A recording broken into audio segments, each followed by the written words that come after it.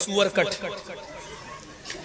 Cut बाल जानते ना, इधर से कटे हैं, इधर से कटे हैं, इधर सब टकला है, चारों तरफ गोल, बीच में छत्ता मधुमक्खी का रखा हुआ है। इसको हमारे यहाँ कहा जाता है सुअर कट बाल।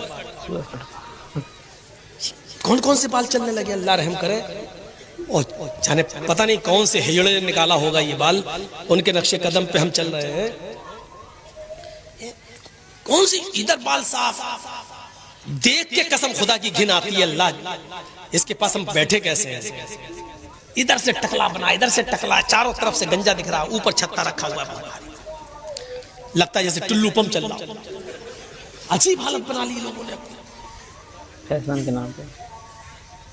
काजी शुरह के बेटे के बाल बड़े हो गए तो मदरसे के उस्ताजों ने कहा कि तुम्हारे बाल बहुत बड़े हो गए, फुर्सत मिले कभी तो बाल कटवा लेना हज्जाम से। ए भैया तुम बहुत उठ रहे हो यार, डिस्टर्ब करोगे।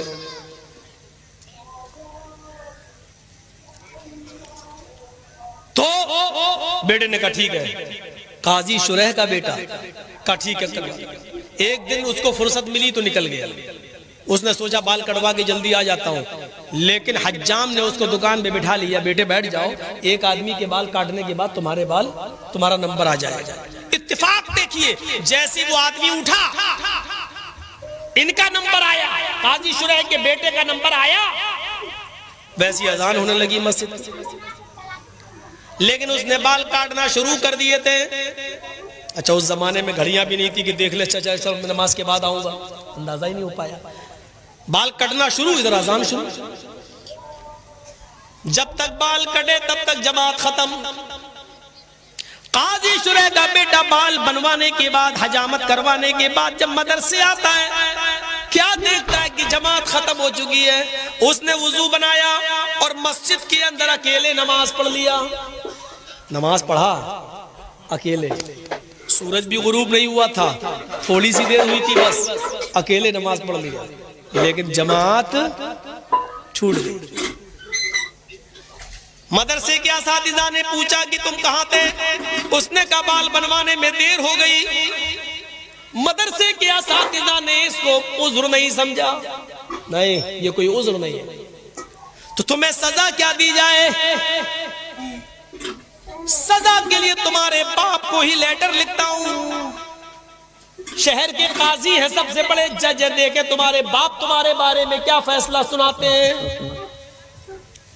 और सुनो नौजवानों, और अगर उनके माँ बाप जिंदा हैं तो सुने।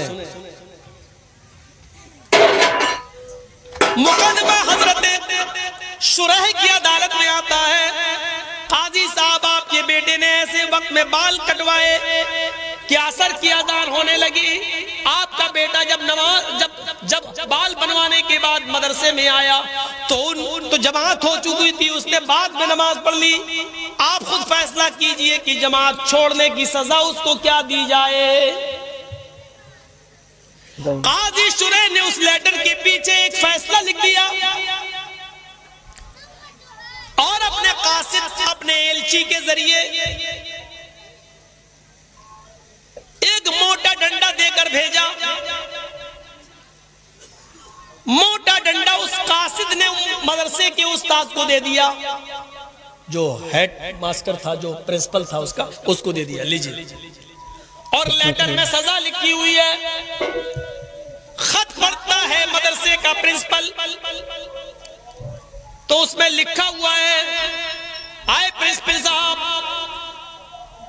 सदर मुदर्रिस साहब, अमीद मोहतरम, मेरे बेटे ने ऐसे वक्त में बाल कटवाए जिसमें असर की अजान का वक्त करीब था, लिहाजा बज़ाहिर मेरे बेटे का कोई उज़्र नजर नहीं आ रहा है, ये उज़्र शरई नहीं है। उसने जमात तर्क की, अमदन और जानबूझकर तर्क करना माना जाएगा। बाल कटवा रहा फिर भी जानबूझकर तर्क करना माना जाएगा। लिहाजा इस अमदन और जानबूझकर नमाज तर्क करने की सजा मैं ये सुनाता हूं कि जो डंडा मैंने तुम्हें भेजा है, इस डंडे से मेरे बेटे को इतना पीट लो, इतना पीटो कि ये डंडा 3 टुकड़ों में बट जाए, इस डंडे के 3 टुकड़े हो जाए, मोटा डंडा, ये वाला नहीं था पकड़ो एक मारो टूट जाए, मोटा डंडा 3 टुकड़े हो जाए। हाँ, लेकिन जब डंडा 3 टुकड़े हो जाए तब मेरे बेटे को पीटना छोड़ देना। उसके बाद मेरे बेटे की सजा ये होगी कि उसको 3 दिन तक कैद खाने में डाल देना, किसी बंद कमरे में बंद कर देना, उसको खाना बंद कर देना, उसका पानी बंद कर देना और रोजाना तौबा कराना।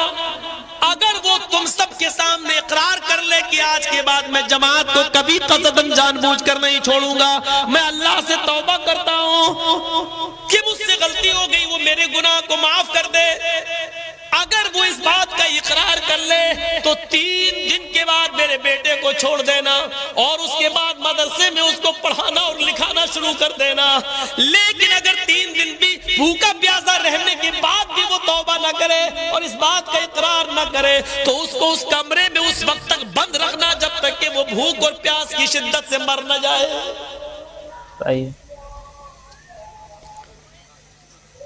एक वक्त की नमाज, और नमाज नहीं छूटी थी, नमाज तो पढ़ लिया था, जमात छूटी थी एक वक्त की, वो भी बाल बनवाने में।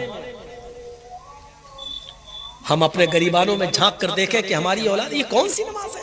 हम जिस दुकान पर बैठे हुए हैं, अजान हो रही है, बाप हाजी है, हज करके आया, बेटे बैठो दुकान पे, हम नमाज पढ़ के आ रहे हैं, पहले हम पढ़ा बाद में तुम चले चले। ये इस्लाम के हकाम किराना मर्चेंट की दुकान नहीं है, जो तुम्हें पसंद आए वो करोगे और जो नहीं पसंद आए वो नहीं करोगे।